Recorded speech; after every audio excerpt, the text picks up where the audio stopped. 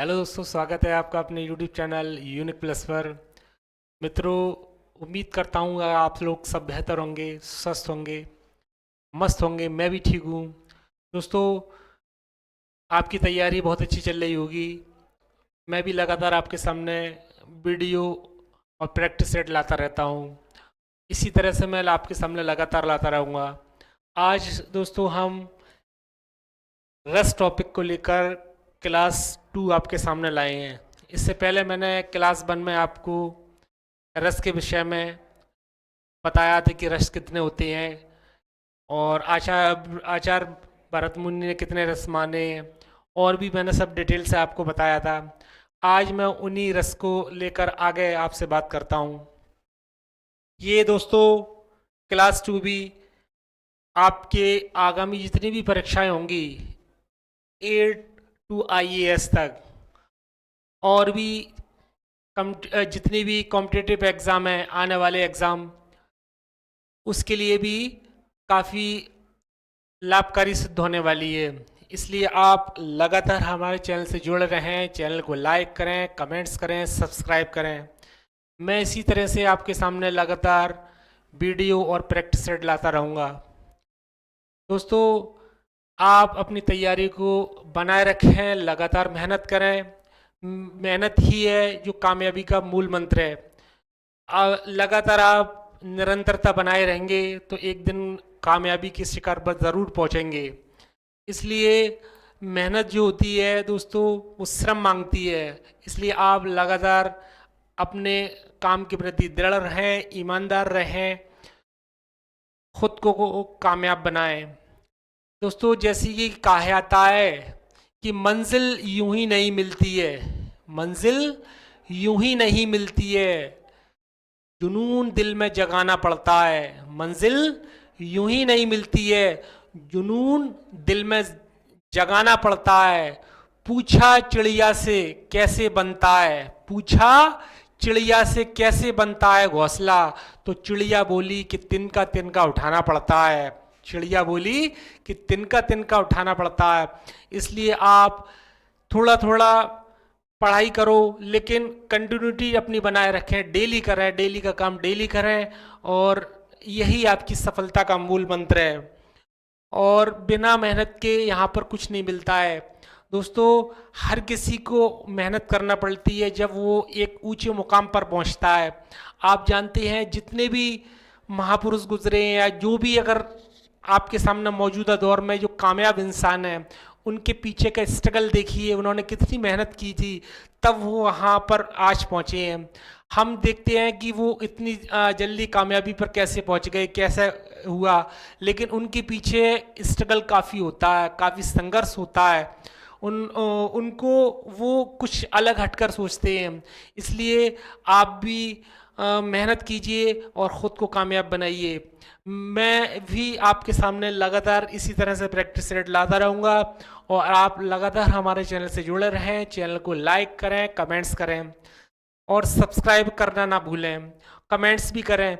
दोस्तों, आपका भी ये फ़र्ज़ बनता है कि हम आपके सामने लगातार वीडियो ला रहे हैं, प्रैक्टिस सेट के विषय में समझा रहे हैं, तो आपका भी ये फ़र्ज़ बनता है कि आप भी लगातार हमसे जुड़े रहें, उसको चैनल को लाइक करें, कमेंट्स करें, सब्सक्राइब करें। इसी तरह से मैं लगातार आपके सामने वीडियो लाता रहूँगा। बात करते हैं आज क्लास 2 पर रस को लेकर।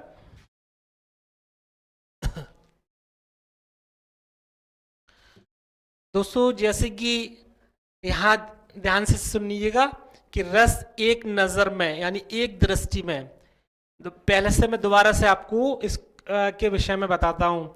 इससे पहले भी मैंने आपको पूरा कौन सा रस है, किसका क्या वह होता है, किसका क्या मतलब है, सब मैंने आपको बताया था। आज इस पर ध्यान दीजिएगा कि रस एक नज़र यानी एक दृष्टि में, रस के अंग हैं। रस के अगर अंग मान गए तो कितने होते हैं कि 4 हैं। कितने? 4। स्थाई भाव जो होता है वो प्रधान भाव होता है। स्थाई भाव क्या होता है? प्रधान भाव है। और स्थाई भाव की संख्या हमारे कितनी होती है? वो 9 है। स्थाई भाव की संख्या 9 होती है। स्थायी भाव की अगर मान्यता की अगर बात किया है दोस्तों, तो स्थायी भाव की मान्यता हमारी 11 है। और मूलतः रसों की संख्या पर अगर बात करते हैं हम, तो मूलतः रसों की संख्या कितनी है? 9 है।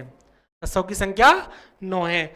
विभाव के भेद अगर बात करते हैं विभाव को लेकर, तो विभाव के भेद जो होते हैं वो 2 होते हैं। कितने होते हैं? 2। आलंबन और उद्दीपन, आलंबन और उद्दीपन 2 वे होते हैं, भेद होते हैं। अनुभाव के भेद अगर बात कर रहे हैं दोस्तों यहाँ पर अनुभाव के भेद को लेकर, तो अनुभाव के भेद जो होते हैं वो 4 होते हैं। कितने होते हैं? 4। कायिक, वाचिक, आहार और सात्विक। कायिक, वाचिक, आहार और सात्विक। ठीक, आगे बात करते हैं रस के प्रकार। रस के प्रकार को लेकर दोस्तों सबसे पहले मैंने आपको बताया कि श्रृंगार रस क्या होता है और इसका स्थायी भाव, ये हमने आपको क्लास 1 में समझाया था कि रति या प्रेम ये होता है। ठीक है, स्थायी भाव जब नायक तथा नायिका, हीरो और हीरोइन, नायक तथा नायिका के सौंदर्य तथा प्रेम संबंधी, उनके सौंदर्य और प्रेम संबंधी वर्णन किया जाता है। जब नायक और नायिका के सौंदर्य और प्रेम संबंधी वर्णन किया जाता है तो वहां पर श्रृंगार रस होता है। कौन सा रस होता है? श्रृंगार रस होता है। इसका स्थायी भाव रति या प्रेम होता है।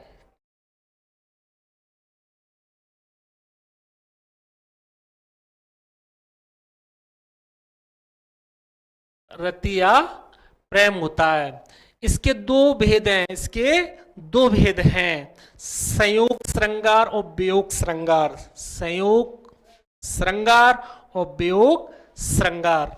यहां आप देखिए, ठीक है।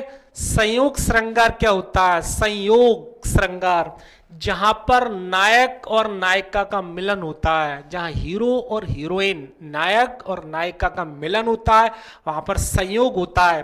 ठीक है, संयोग श्रृंगार होता है। वहां कौन श्रृंगार होता है? संयोग श्रृंगार होता है। जैसे कि ये एग्जाम्पल देखें आप, इसको 2 लाइन है, इसको ध्यान से समझें। इसी से आप समझ सकते हैं कि कौन सा इसमें रस है। ठीक है, बतरस लालच लाल की मुरली धरी लुकाए, सो करे बोहनी हंसे देन कहे नट जाए। इसमें दोस्तों ये एक दूसरे के सहयोग को दर्शाता है यहाँ पर। ठीक है, तो श्रृंगार रस का इसमें वर्णन किया गया। श्रृंगार के अंतर्गत ही सहयोग रस इसमें अंतर्निहित है। इस बात को आप ध्यान से सुनिएगा और इन एग्जाम्पल्सों से आप अलग से पहचान सकते हैं कि कौन सा रस किसमें है। आगे बात करते हैं वियोग श्रृंगार को लेकर। वियोग श्रृंगार जहां पर नायक और नायिका, नायक और नायिका का वियोग होता है। क्या होता है? वियोग होता है, वियोग। ठीक है, जैसे यहां पर देखें वहां वियोग श्रृंगार होता है, नायक और नायिका का जहां मिलन हो वहां तो दोस्तों हमने क्या बताया था? मिलन हो वहां संयोग, और जहां पर वियोग हो वहां वियोग श्रृंगार कहलाता है। जैसे निज दिन वर्षत नयन हमारे, सदा रहित पावस ऋतु हम पे, जब ते श्याम सिधारे। यहां से आप देखिए, इससे अलग से ये जो पंक्तियां हैं वो वियोगता को दर्शाती हैं। यानी किसी को लगातार हमारे नयन, आंसू लगातार हमारे आंसू निकलते आ रहे हैं। यहाँ पर देखें निज दिन, रोज डेली के, वर्षत नयन हमारे, लगातार हमारे आंसू गिरते रहते हैं रोजाना डेली के। तो यहाँ पर क्या है? हमारा एक वियोग को दर्शाता है। ये लाइंस जो होती है, जितनी भी लाइनों में ये दी हुए हैं, ये हमारा वियोग को दर्शाती है। तो इनको पढ़ के ध्यान से आप समझिए और अर्थ को निकालिए। इसी तरह से लगातार आपके सामने ये इस अलग अलग तरीके के जैसे अर्थ आ जाए, कोई भी अगर आता है तो उसको ध्यान से सुनिएगा और इसी में ही ये तुम्हारा रस अंतर्निहित होता है। आगे बात करते हैं हास रस को लेकर। हास रस, श्रृंगार रस के 2 यहाँ पर श्रृंगार रस को संयोग श्रृंगार और वियोग श्रृंगार दो में डिवाइड कर दिया। यहाँ दूसरे नंबर पर हास्य रस आता है, हास्य। ठीक है, हास्य रस का जहां आकार, चेतना, विकृति, वाणी, वेश आदि का वर्णन होता है। आकार का, चेष्टा का, विकृति का, वाणी का, वेश का आदि का वर्णन होता है, वहां हास्य होता है, हास्य रस होता है। इसका स्थायी भाव जो होता है वह हास्य होता है, स्थायी भाव हास्य होता है। जैसे कि यहां देखें आप, तंबूरा ले मंच पर बैठे प्रेम प्रताप, सब मिल 15 साज मिले, साज मिले 15 मिनट घंटा भर अलाप। अब तंबूरा ले हुए बैठे हुए हैं और साज मुश्किल से 15 मिनट मिल रहा है उनका। ठीक है, और वो इस तरह से गा रहे हैं कि साज 15 मिनट का साज है और उन्होंने घंटा भर ले लिया किसी चीज में, लगातार लगोगे तो उसमें क्या हुआ, घंटा भर आलाप राग में मारा गोता, धीरे धीरे खिसक चुके सारे श्रोता। 15 मिनट का कोई काम है और घंटा भर लगा लिया ऐसी, तो धीमे धीमे जितने भी सुनने वाले थे वहां पर सब धीमे धीमे निकल गए वहां पर। ठीक है, तो इसमें ये क्या हुआ, तो हास्य हुआ यहाँ पर इसको देखकर कि 15 मिनट का कोई काम है और घंटा भर आलाप उसका हो रहा है। ठीक है, तो यहाँ पर हमारा हास्य रस होता है यहाँ। ठीक है, नीचे बात करती हैं करुण रस को लेकर। करुण रस, ये एग्जाम्पल जो है जितने भी लिखे हुए इसी के अंदर रस छुपे हुए होते हैं, यानी आप ध्यान से इसको सुनिएगा, पढ़िएगा तो अलग से आप निकाल सकते हैं कि इसमें कौन सा रस है। ठीक है, यहां देखें आप, करुण रस क्या होता है। करुण रस, जब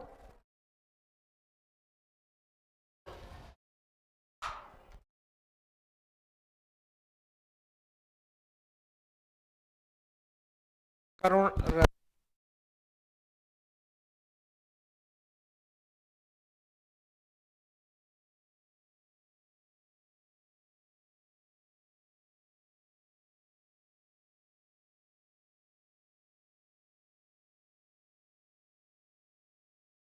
करुण रस के बारे में हम बताते हैं अभी दोस्तों। जैसे कि यहां देखें आप,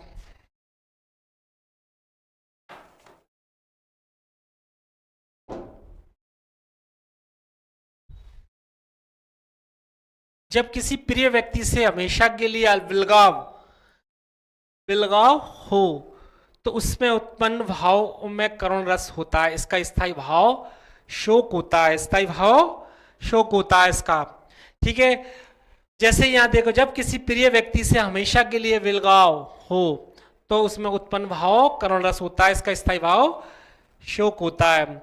हाय राम कैसे झेलें हम अपनी लज्जा अपना शोक, गया हमारे ही हाथों से अपना राष्ट्र पिता परलोक। यहां देखें आप, तो इससे दोस्तों अलग से हमें पता लग रहा है, यानी इसको एग्जाम्पल को देखें और इससे पता लगता है कि हमारे यहाँ पर करुण रस की बात हो रही है, किसी चीज का शौक हो रहा है हमें, यानी राष्ट्रपिता परलोक जो है वो हमारे हाथों से जा रहा है। तो यहाँ पर हमें इससे ये पता लगता है दोस्तों कि यहाँ हमारा करुण रस होता है। आगे बात करते हैं वीर रस को लेकर। वीर रस को लेकर, जैसे कि जहां वीरता का वर्णन किया जाता वहां वीर रस होता है। जहां वीरता का वर्णन किया जाए, यानी बहादुरी का वर्णन किया जाए, किसी की वीरता को की गाथाएं गाई जाए, तो वहां हमारे वीर रस होता है। इसका स्थायी भाव उत्साह होता है, मन में एकदम से उत्साह आ जाए किसी भी चीज को देखकर। ठीक है, उत्साह हो। इसके 4 भेद होते हैं, 4 भेद होते हैं, युद्धवीर, दानवीर, धर्मवीर और दयावीर। इसके 4 भेद होते हैं, युद्धवीर, दानवीर, धर्मवीर और दयावीर। जैसे एग्जाम्पल देखें, इसी एग्जाम्पल से हम आइडिया लगा सकते हैं कि ये यहाँ पर हमारा कौन सा रस है। यहाँ देखिए आप ध्यान से कि दुश्मन बने दुनिया तो इतना याद रखना मेरे दोस्त, दुश्मन बने दुनिया तो इतना याद रखना मेरे दोस्त, तेरा यार जिंदा है तेरा हथियार जिंदा है, तेरा यार जिंदा है तेरा हथियार जिंदा है। यहाँ पर वीरता की बात होती है, हमारे अंदर ये उत्साह बढ़ता है। ठीक है, तो इससे हमें पता लगता है कि इसमें वीर रस की बात हो रही है। ठीक है, यहां दूसरा एग्जाम्पल एक और देखें। खूब लड़ी मर्दानी वह तो झांसी वाली रानी थी। खूब लड़ी मर्दानी वह तो झांसी वाली रानी थी। बरछी ढाल कृपाण कटारी। बरछी ढाल कृपाण कटारी उसकी यह सहेली थी। ये सब बरछी है, ढाल है, कृपाण है, कटारी, सब उसकी सहेली थी। खूब लड़ी मर्दानी वह तो झांसी वाली रानी थी। तो लड़ेगी कब? वो कब लड़ेंगी? जब उसके अंदर वीरता होगी, उत्साह होगा। तो इससे हमें अलग से पता लग रहा है कि यह हमारा वीर रस होता है। एग्जाम्पलों को काफी ध्यान से सुने और उससे रस को निकालने की कोशिश करें कि इसमें कौन सा रस छिपा हुआ है। ठीक है, आगे बात करते हैं रौद्र रस को लेकर। दोस्तों, रौद्र रस को लेकर बात करते हैं। जैसे कि जब किसी व्यक्ति के द्वारा क्रोध में किए गए अपमान आदि के, जब किसी व्यक्ति के द्वारा क्रोध में किए गए अपमान आदि के जिस भाव की परिपक्वता होती है, आदि की जिस भाव की परिपक्वता होती है, वहां रौद्र रस होता है।